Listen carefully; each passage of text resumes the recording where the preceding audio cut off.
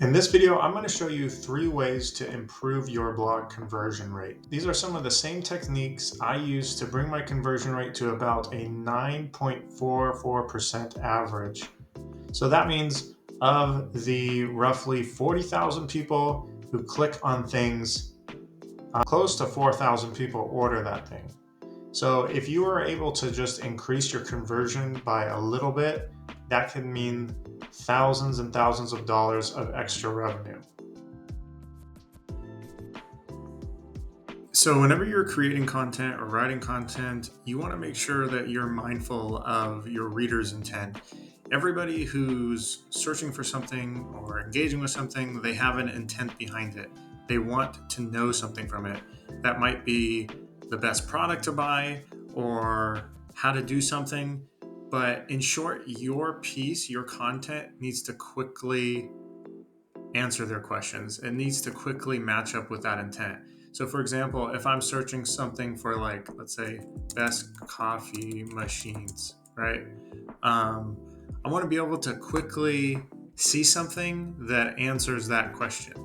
So, I'm just going to click on this article here and I'm going to scroll down. And right away, this writer's answering that intent, right? They're going to quickly give me the top picks. You don't want to kind of bombard them with information or put a bunch of like non-relevant things beforehand. You want to just get straight to that intent. Whatever it is, you just want to make sure that you deliver it. My next piece of advice is make sure you're including plenty of CTAs or calls to action.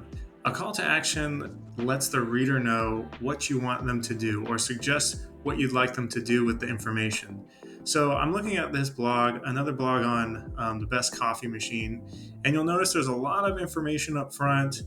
He goes into some espresso machines, but nowhere does he really tell me what to do. He kind of suggests, he kind of links out the products, but nowhere does he say buy now or click here to see a list of the best products or read the reviews here.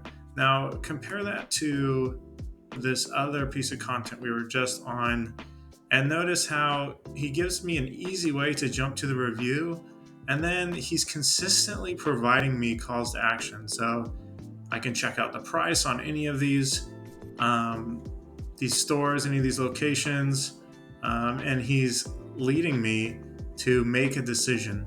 And this is exactly what you want to do for your readers: is include the call to action. It doesn't have to be pushy. It doesn't have to be to buy something, right? It could be to sign up to your newsletter, but each of your blogs should have clear and consistent calls to action. My last piece of advice would be to include some charts or some guides or some ways to quickly compare options. A lot of times, this is the only thing they'll interact with, and you should put it above the fold, meaning they shouldn't have to scroll too far and maybe not at all to see a comparison chart if you're doing something like a product review. So, to drive this home, I want you to see my conversion rate. This is here. This is the Amazon product API. Specifically, this is the conversion rate that comes from my charts.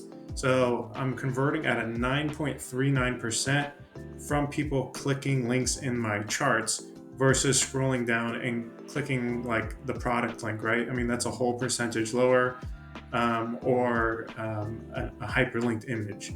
So it just does much better. If you're using WordPress, you can get something like, I think it's called Azon Press, and it allows you to use the Amazon product API and just bring in charts. You can also build your own HTML charts just by dropping it into Claude or ChatGPT. That's how I did this one. I simply just copied my blog content and I asked whatever AI tool to make an HTML chart. It's super easy now to throw one together, and it's visually powerful, and it definitely drives up your conversion. Well, that's all I got for you. I hope you enjoyed, and make sure to like and subscribe if you got any value out of this, and I'll see you next time.